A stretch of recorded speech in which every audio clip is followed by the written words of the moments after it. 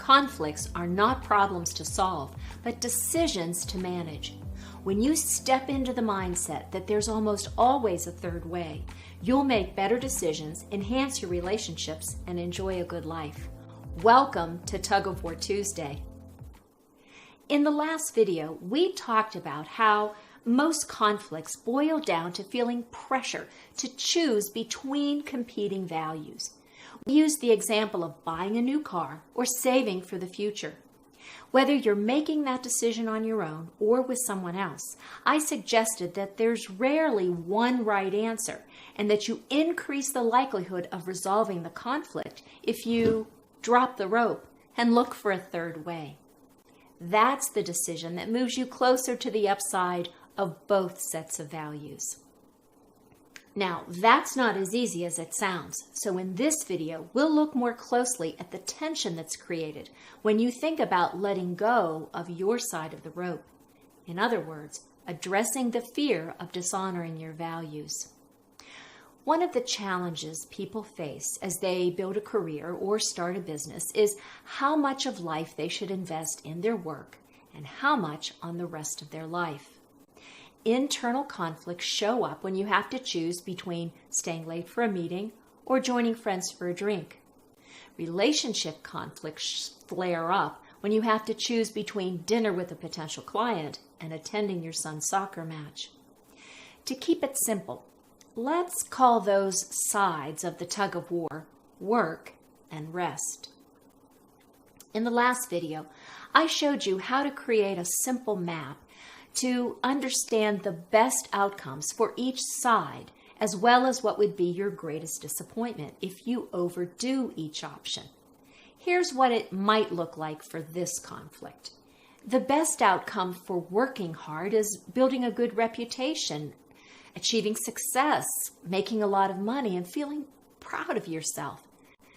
The best options for resting is feeling relaxed and healthy and maybe having good relationships. But what's your greatest disappointment if you overwork? Well, stress, an unhealthy lifestyle, and maybe loneliness. And what if you overdo rest? Well, you might end up poor, feeling restless, or feeling like a failure. How about you? How do you experience conflict between your work and the rest of your life?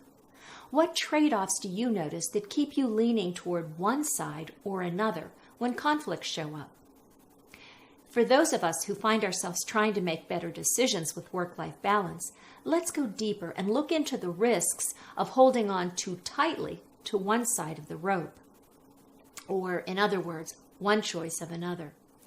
First of all, we have a natural preference for one side of a conflict or another, even though we know both are important. Our personality, upbringing, and experience shape how we see an issue. We may not feel pulled strongly to one side or another, but under pressure, we'll gravitate toward one. In my case, my parents modeled a strong work ethic, and financial security was important. Play always came after work. So, when my husband walks into the room to talk, it's more likely I'm inclined to ignore him while I finish preparing this video. And by the way, that just happened.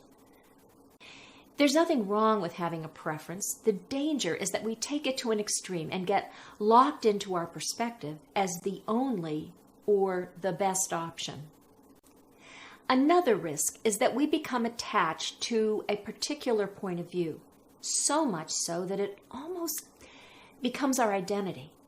I often say, I'm a hard worker, I'm not fun. I've heard other people say I'm a detailed guy, I'm a softie, or I'm all about the team. Saying to yourself, I can't help it, it's just the way I am, is a big clue you may be locked into a perspective about the way the world should work. When an option outside your comfort zone shows up, it's a threat to how you make sense of things, leading you to hang on tighter to what's familiar and comfortable, and deceiving yourself to thinking nothing else is workable for you. Now here's another risk of hanging on too tightly to your perspective and refusing to look for a third way. When you find yourself looking for reasons to make the other side wrong, blaming others for their stubbornness or narrow-mindedness, or horribilizing their character, it's a sign you're feeling threatened and maybe at the end of your rope. That's when your emotions are highest, tension is great, and your capacity to learn and trust will be at its lowest. Any one of these risks lead to communication breakdowns, damaged relationships, poor morale, and low initiative. And guess what? Because we're all human, the more tightly we hold on to our solutions and try to pull everyone else over to our side, they get triggered and they hold and they pull tighter, and we all dig in. I didn't need to tell you that. You know that from experience. We all do. So now what? Let's make this practical. If you're in the midst of a conflict that seems to keep repeating over and over or over the same issue, drop the rope. Take the time to create your own map, like we just talked about. Name what you see are the competing values: work and rest, spend and save, give and receive. If the conflict's with another person, ask them to watch this video and help you name the conflicting values.